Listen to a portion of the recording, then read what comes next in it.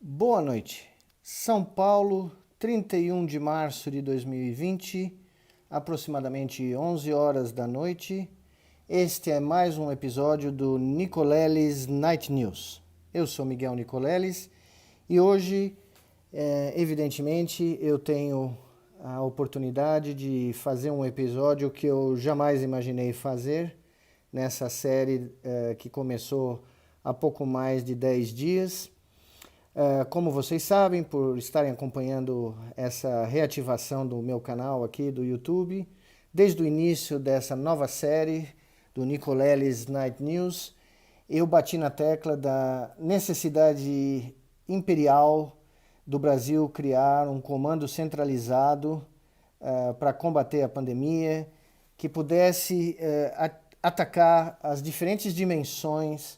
os diferentes aspectos e os diferentes desafios que vão ser necessários para um país como o Brasil combater esse evento cataclísmico, histórico, que certamente vai ser relatado décadas depois do seu término, como algo que realmente mudou a geopolítica mundial, a visão de mundo e toda a sorte de mecanismos econômicos, políticos, sociais e, espero, sanitários. Como vocês devem saber, já que são 11 da noite e a notícia foi divulgada hoje às 10 da manhã, eu fui convidado nos últimos dias a coordenar, conjuntamente com o ex-ministro da Ciência e Tecnologia, Sérgio Rezende, uma comissão científica de apoio ao consórcio dos governadores do Nordeste, que teria como missão central fornecer os subsídios científicos, tecnológicos, médicos,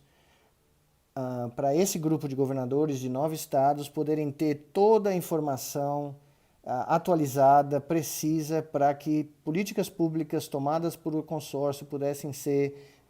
postas em prática, baseadas no que há de melhor na ciência mundial, e resgatar, evidentemente, um papel central da ciência brasileira no combate ao coronavírus. Então, eu, num primeiro momento, fiquei surpreso, porque nunca cruzou a minha mente que esse convite seria feito. Eu nunca tive nem a ambição, nem a pretensão de coordenar tal comissão, mas no momento que o convite foi feito, nos termos em que ele foi feito, com toda a abertura, transparência e o pedido para que eu pudesse colaborar, não como especialista, porque todo mundo sabe que eu sou neurocientista, e apesar de que a minha carreira científica começou aqui na Faculdade de Medicina da USP, trabalhando com epidemiologia de infecções bacterianas, infecções de bactérias resistentes a antibiótico. Os meus primeiros 4 trabalhos internacionais foram nessa área, 30 e tantos anos atrás. Eu ainda lembro alguma coisa de tudo isso que eu fiz, mas a minha formação em análise matemática de séries temporais foi o que me levou para a neurociência, inclusive. Foi tudo que eu aprendi de modelagem matemática e análise computacional usando computadores na época Apple II, que chegaram ao Brasil, onde eu fiz a minha tese, né, que me levou a isso, mas eu não tenho a pretensão de ser nem próximo de um especialista, eu sou um neurocientista, mas quando eu coloquei essas objeções que seriam claras, né, me foi dito que não era isso que eles estavam procurando de um coordenador, que eles estavam procurando alguém que pudesse conversar com os diferentes profissionais de alto gabarito que o Brasil tem, tanto no Nordeste como no resto do país, sintetizar esse conhecimento, transformar o conhecimento científico básico, aplicado, clínico, engenharia, questões de engenharia de produção e outras, numa linguagem clara que pudesse fazer com que os governadores tivessem uma visão panorâmica do todo, de todas as disciplinas e todas as, como eu já disse, as dimensões que vão ter que ser atacadas para que a gente possa combater essa pandemia, que era necessário um papel de coordenação, supervisão, de criar essas cadeias de especialistas e poder digerir toda essa matéria e transformá-la num hall de sugestões e ideias e pensamentos fora da caixa para que os governadores tivessem esse subsídio, eu cheguei à conclusão que não havia como eu dizer não. Afinal de contas, depois de ficar batendo na tecla por 3 semanas aqui no YouTube, no Twitter e em todas as minhas mídias sociais, que é preciso uma voz de comando, é preciso uma centralização, é preciso uma mensagem, é preciso uma face que possa ter a credibilidade necessária para comunicar aos brasileiros tudo o que vai acontecer e tudo que vai vir nos próximos dias e semanas, as dificuldades que nós vamos enfrentar, a necessidade da coesão da sociedade, baseada principalmente, nesse caso específico, no pensamento científico e no coletivo do conhecimento agregado dos grandes especialistas brasileiros. As pessoas talvez não saibam, mas o Brasil tem epidemiologistas, médicos sanitários, especialistas em moléstias tropicais que são referências mundiais. Intensivistas, referência mundial. Nós temos matemáticos espetaculares, capazes de fazerem modelos matemáticos que vão nos ajudar tremendamente nas predições e no direcionamento dessas políticas públicas. Nós temos cientistas da computação que estão produzindo já, em diferentes localidades do Brasil, as ferramentas que vão ser necessárias para o mapeamento em tempo real da pandemia. Eu cheguei à conclusão que talvez eu tenha me preparado a vida inteira para prestar esse tipo de colaboração que, apesar de ser mínima no sentido